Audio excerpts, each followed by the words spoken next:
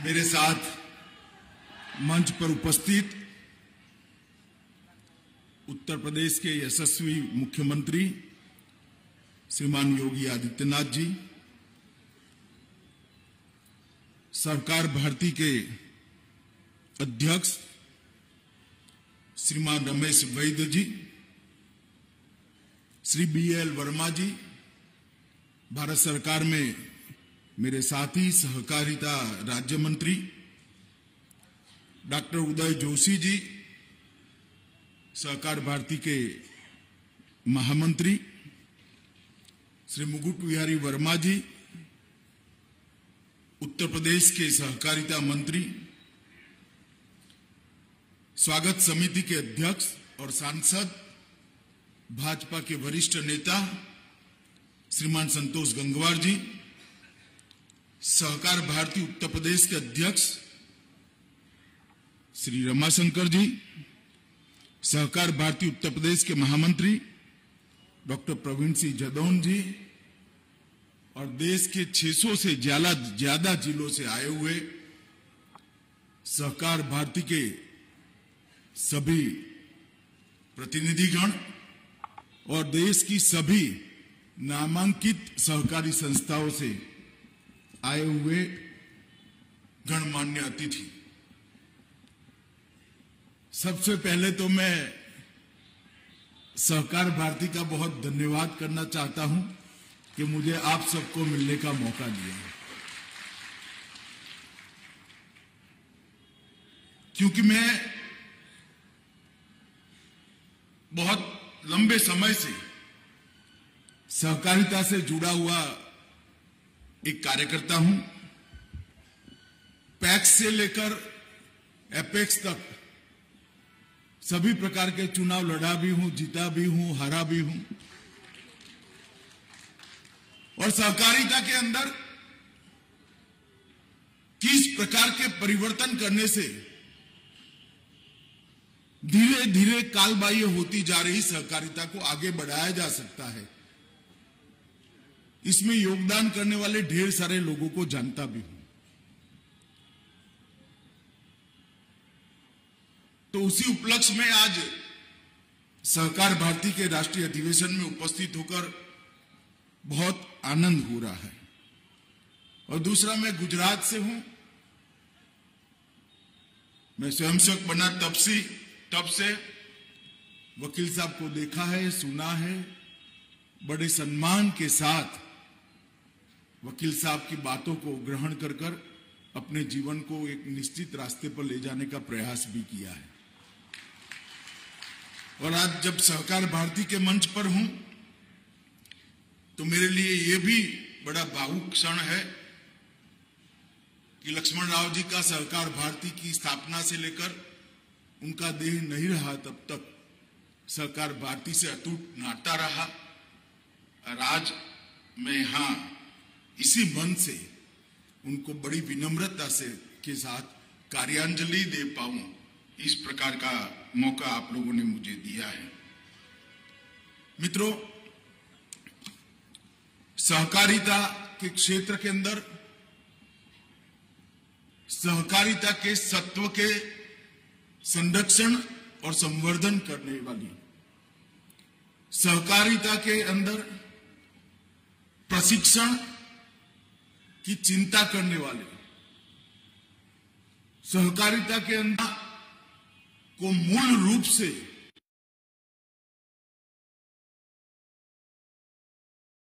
अखिल भारतीय संस्था नहीं है।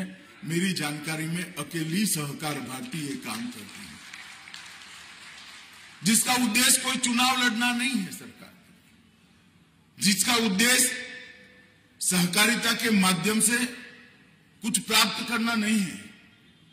सहकार भारती का उद्देश्य सहकारिता को मजबूत कर सहकारिता की भावना को मजबूत कर देश के विकास में सहकारिता योगदान कर पाए, कंट्रीब्यूट कर पाए, एक प्रकार का मजबूत आंदोलन बनाना है सहकार भारती का उद्देश्य। एक प्रकार से निर्मल प्रकार की बहुत अच्छे उद्देश्य वाली और पवित्र तरह से चलती ये संस्था है इसलिए मैं आप सबको इसके कार्यकर्ता होने के नाते, इसके प्रतिनिधि होने के नाते मैं बहुत बहुत बधाई देना चाहता हूं। और आप जब सहकारिता का काम कर रहे हो, सहकार भारती का काम कर रहे हो, तब आप इतना जरूर याद रखना कि आप आत्मनिर्भर भारत के लक्ष्य को पूर्ति का एक साधन बनकर काम कर रहे हैं।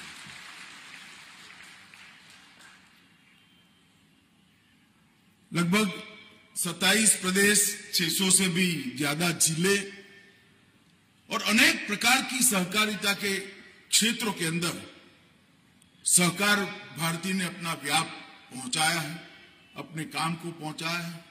आज एक छोटा सा बीज जो बोया गया था, उसको एक वटवृक्ष के रूप में यहां पर इस सभागार में हम देख रहे हैं।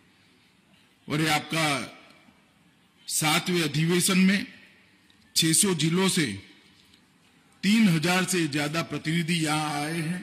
वो बताता है कि सहकार भारती कितना अपने काम को बढ़ाने में इतने सालों के अंदर सफल हुई है। मित्रों, बहुत सालों से देश भर के सहकारिता के साथ जुड़े हुए कार्यकर्ता, संगठन, सहकारी समितियां और अलग अलग संगठनों की मांग थी कि सहकारिता को मजबूती प्रदान करनी चाहिए। सहकारिता को अगर मजबूती प्रदान करनी है तो भारत सरकार में एक अलग सहकारिता मंत्रालय बनाना चाहिए। और वो सहकारिता मंत्रालय धीरे धीरे अलग अलग कारणों से कालबाह्य होता जा रहा सहकारिता के आंदोलन को फिर से एक नई जोम, नई ऊर्जा, नया उत्साह दे और सहकारिता आंदोलन आज भी रिलेवेंट तरीके से देश के विकास के अंदर कंट्रीब्यूट कर पाए। मुझे आप सबको कहते हुए आनंद होता है कि मोदी जी को देश की जनता ने जब दूसरी बार पूर्ण बहुमत की सरकार दी, उसकी दूसरी ही कैबिनेट में उन्होंने विचार रखा था कि एक सहकारिता मंत्रालय का गठन करना चाहिए। और आज हम सब के लिए आनंद का विषय है, देश के प्रधानमंत्री ने सहकारिता विभाग का गठन कर दिया। और मेरे लिए सौभाग्य का विषय है कि उन्होंने देश के पहले सहकारिता मंत्री बनने का मुझे मौका दिया है। सहकारिता मंत्री कोई पद नहीं है, सहकारिता मंत्री जिम्मेदारी है, मैं बहुत अच्छे तरीके से जानता हूं। वैकुंठ भाई मेहता, वीके पाटिल, धनंजय राव गाडगिल, लक्ष्मण राव इनामदार, ऐसे कई सारे लोगों ने जो परंपरा खड़ी करी है, जिस प्रकार से सहकारिता को भारत की आत्मा के साथ ओतप्रोत किया है, इस यात्रा को आगे ले जाना, उसको गति देना, उसको नई दिशा देना और गंतव्य स्थान पर पहुंचाना एक बहुत बड़ी जिम्मेदारी है, मुझे मालूम है।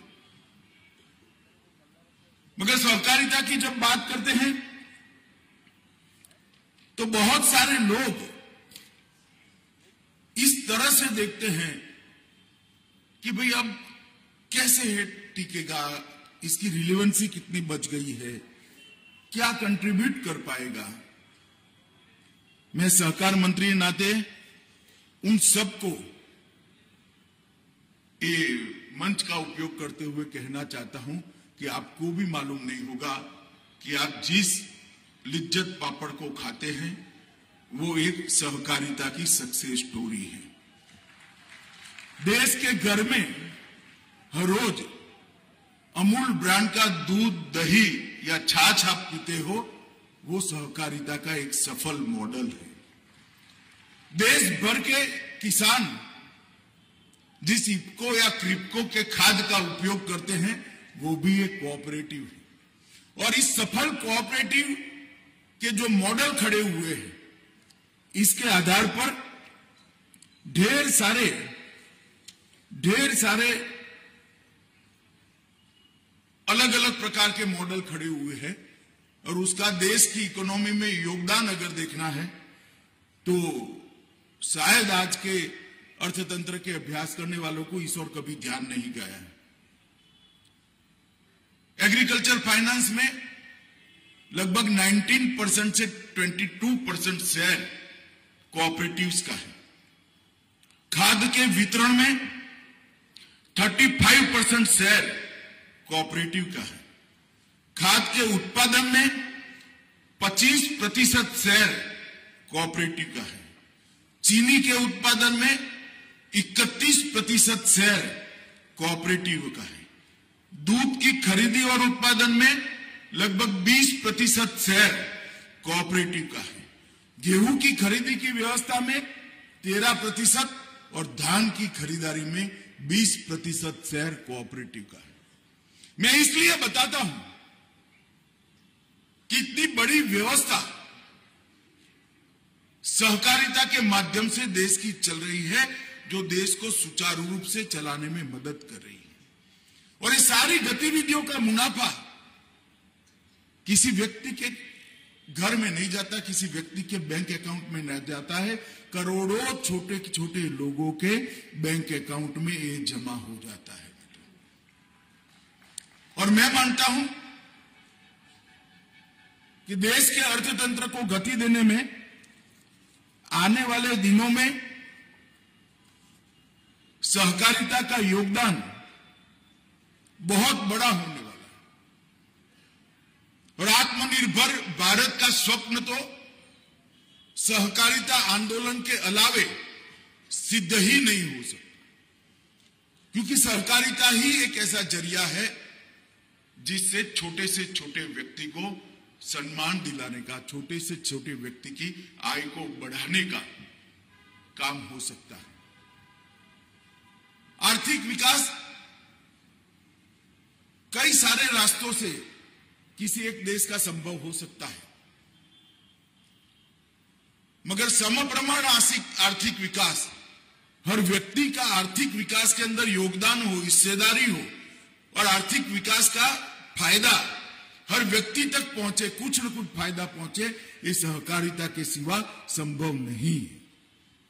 और इसलिए इस आंदोलन को एक नई गति देने के लिए जब प्रधानमंत्री जी ने सहकारिता मंत्रालय की स्थापना की है, उस वक्त हम सब सहकारिता के क्षेत्र में काम करने वाले व्यक्ति, सहकारी समितियां और संगठन, सहकार भारती जैसे संगठन, सब ने इसके विकास के लिए द्रुत गति से संकल्पित होकर मोदी जी के इस निर्णय के साथ खड़े रहना चाहिए। देश में कई सारे ऐसे राज्य हैं जहां सहकारिता आंदोलन आज बहुत अच्छा चल रहा है। गुजरात है, कर्नाटक है, महाराष्ट्र है, उत्तर प्रदेश में भी अब काफी सुधार हुआ है, मध्य प्रदेश में भी काफी अच्छा चल रहा है। कई सारे राज्य हैं, मगर कई सारे राज्य ऐसे भी हैं जहां आती जाती सरकारों के कारण सहकारिता आंदोलन लगभग समाप्ति के कगार पर है। मैं यहां जब सहकार भारती के कार्यकर्ताओं के सामने उपस्थित हूं, तब सहकार भारती ने सहकारिता आंदोलन का जहां जहां वैक्यूम हुआ है, वो वैक्यूम के भरने के लिए अपने संगठन की गतिविधियां बढ़ानी चाहिए। और देश के हर कोने में, देश के हर जिले में, देश की हर तहसील में और 10-15 साल में देश के हर गांव के अंदर सहकारिता का कोई न कोई सफल यूनिट चले, इस प्रकार से इस आंदोलन को गति देनी चाहिए। अगर ये करना है तो आपको काम के 3 हिस्से बनाने पड़ेंगे। संगठन का प्रचार प्रसार और व्याप बढ़ाने की 3 हिस्सों में रणनीति बनानी पड़ेगी।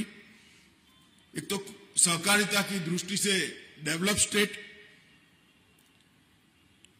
सहकारिता की दृष्टि से डेवलपिंग स्टेट जैसे यूपी, और सहकारिता की दृष्टि से अनडेवलप्ड स्टेट। एक जमाने में सहकारिता बहुत अच्छी होती थी, मगर आज नहीं है। इस प्रकार के 3 राज्यों के हिस्से बनाकर अपनी अपनी संगठन को बढ़ाने का काम करना पड़ेगा। उसके ट्रेनिंग के लिए कानून के अंदर समयानुकूल परिवर्तन के लिए पारदर्शी चुनाव के लिए, पारदर्शी रिक्रूटमेंट की पद्धति के लिए, खुला सदस्य पद हो इसके लिए, और ऑडिट जो होता है वो ऑडिट नियमित रूप से हो इसके लिए एक प्रकार से सभी सहकारी समितियों में आपने एक संस्कार का आरोपण करना पड़ेगा, संस्कार को हर समिति तक पहुंचाना पड़ेगा। तभी जाकर ये आंदोलन को गति मिल सकती है, तभी जाकर ये आंदोलन को वेग मिल सकता है। मित्रों, मोदी जी के नेतृत्व में भारत सरकार ने ढेर सारी चीजों को हाथ में लिया है। जैसे सहकार भारती के महासचिव जी ने कहा, मोदी सरकार व्यापक विचार विमर्श के बाद एक नई सहकार नीति लाने के लिए कृत संकल्प है और कुछ ही समय में सहकारिता मंत्रालय के माध्यम से इसकी गतिविधियों को हम शुरू करेंगे। इस देश की कृषि व्यवस्था में पैक्स उसकी आत्मा है। देश के सभी प्राइमरी एग्रीकल्चर सोसाइटी को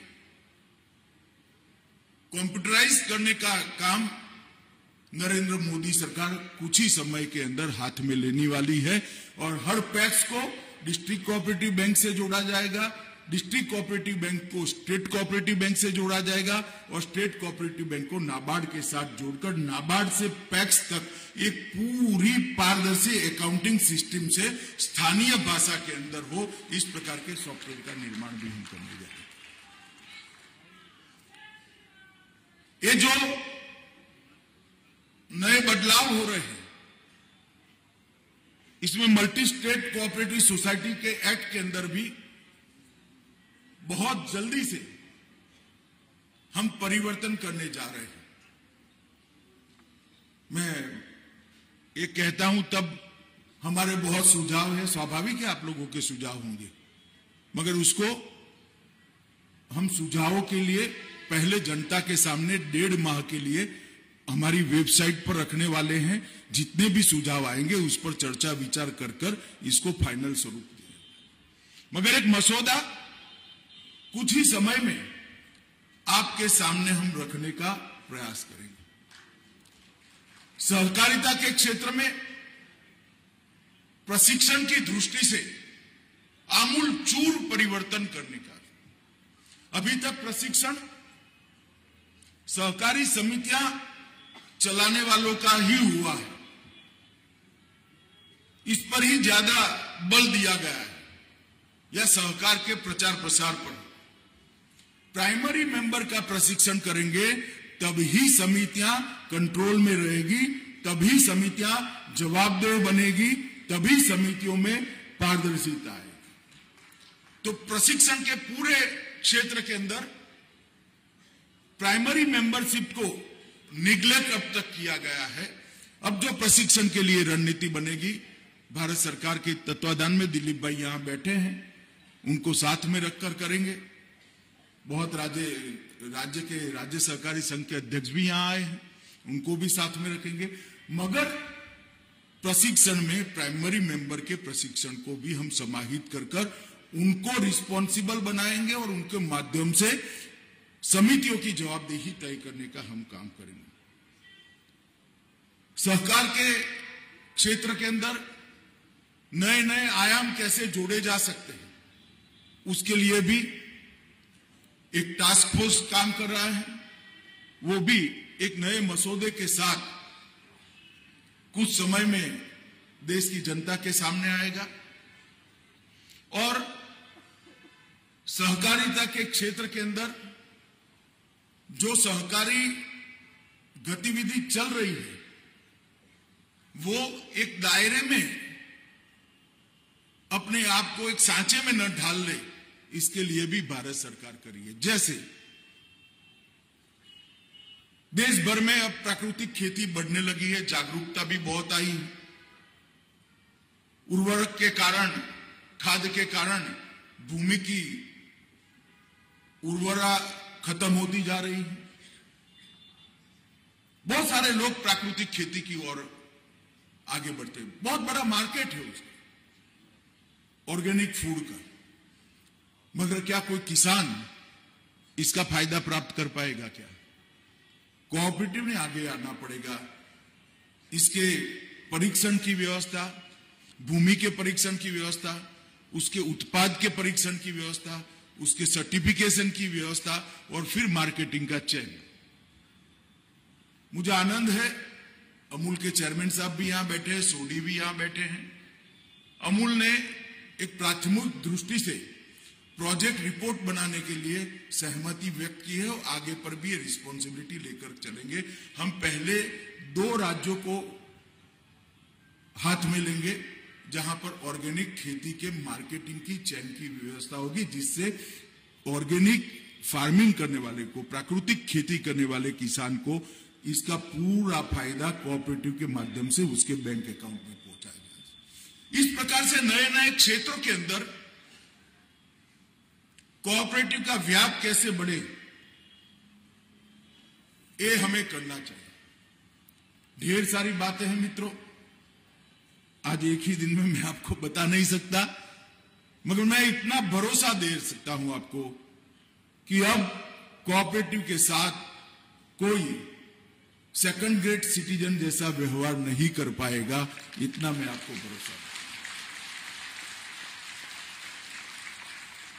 और बहुत कम समय में दिखना भी शुरू होगा, क्योंकि मोदी जी स्वयं मानते हैं कि सहकारिता के बगैर इस देश के सम विकास में इस देश का सम विकास करना असंभव है। हर व्यक्ति का समान विकास ना कम्युनिस्ट थियरी से हो सकता है, ना पूंजीवादी थियरी से हो सकता है। सहकारिता एकमात्र मध्यम मार्गी रास्ता है जिससे सम विकास संभव है, और इस देश में कई अच्छे सहकारी मॉडल ने इसको करा है। 36 लाख बहनें अमूल में दूध देकर सोमान के साथ जी रही हैं। बहुत बड़ा है, उदाहरण है, और यही मॉडल को हमने आगे बढ़ाना पड़ेगा। मगर आज जब मैं आपके बीच में बोल रहा हूं, तब मैं आप लोगों को भी कुछ कहना चाहता हूं। सहकार भारती अपने संगठन को, जैसे मैंने पहले बताया, ऐसे जहां पर कोऑपरेटिव का रीच गांव तक नहीं है, वो राज्यों में नए कोऑपरेटिव बनाने में अपने संगठन का उपयोग कर सकती है क्या? मुझे लगता है कि हमने संगठन की शक्ति बढ़ाने पर तो जरूर ध्यान देना चाहिए, इसके साथ साथ संगठन की सुगंध बढ़ाने में भी हमने ध्यान रखना चाहिए, और ये तभी बन सकती है कि जब वैक्यूम को हम भरेंगे। दूसरा काम है, आप जितनी भी डिमांड दे रहे हैं, मैं कई बार मिला हूं, गुजरात में भी मिला हूं, सहकारिता मंत्री बनने के बाद भी मिला हूं। प्रॉब्लम के साथ सॉल्यूशन भी लेकर आना चाहिए। सॉल्यूशन का सुझाव उसको फाइनल नहीं मानना चाहिए, परंतु सॉल्यूशन लेकर आना चाहिए। सहकारिता के क्षेत्र में ढेर सारी चीजें जो स्वस्थ रूप तरीके से नहीं चलती है, इसके लिए सहकार भारती ने थिंक टैंक कर काम कर इसके सॉल्यूशन पर अलग अलग क्षेत्र के एक्सपर्ट्स के साथ मिलकर काम करना चाहिए, और सहकारिता मंत्रालय को ये निष्कर्ष भी देने चाहिए। जैसे पारदर्शी चुनाव कैसे हो, ओपन मेंबरशिप कैसे हो, ट्रेनिंग का मॉडल क्या हो सकता है, रिक्रूटमेंट के अंदर जो करप्शन है इसको कैसे समाप्त कर सकते हैं। ऐसी ढेर सारी चीजें हमें भी मालूम है। इसके कारण सहकारिता आंदोलन आज निर्बल हो रहा है, इररिलेवेंट हो रहा है। ये सारी चीजों को हम कैसे बदल सकते हैं, वो सॉल्यूशन ढूंढने का काम भी सहकारिता के क्षेत्र में काम करने वाले सहकार भारती जैसे संगठन कर सकते हैं। और एक पॉलिसी डॉक्यूमेंट बनाकर अगर आप भारत सरकार के सहकारिता मंत्रालय को देंगे तो मुझे भरोसा है कि सभी राज्य सरकारों के साथ में रखकर हम जरूर उसको प्रभावी रूप से लागू करने के लिए प्रयास कर सकते हैं। मित्रों, हम उत्तर प्रदेश में हैं। उत्तर प्रदेश के साथ इस सभागार में जो लोग बैठे हैं, आप भी, मैं भी, कई सारे आंदोलनों के कारण हम उत्तर प्रदेश से जुड़े रहे हैं। अभी 2 दिन पहले, 3 दिन पहले मोदी जी ने बाबा विश्वनाथ कॉरिडोर का लोकार्पण किया।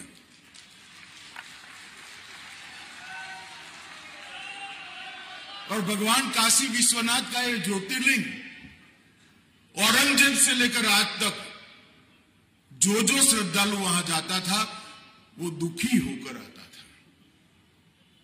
वहां की स्थिति को देखकर मेरा आप सबसे आग्रह है, सभी लोग हो सके तो काशी दर्शन कर जाना, दिव्य शांति का अनुभव आप लोग।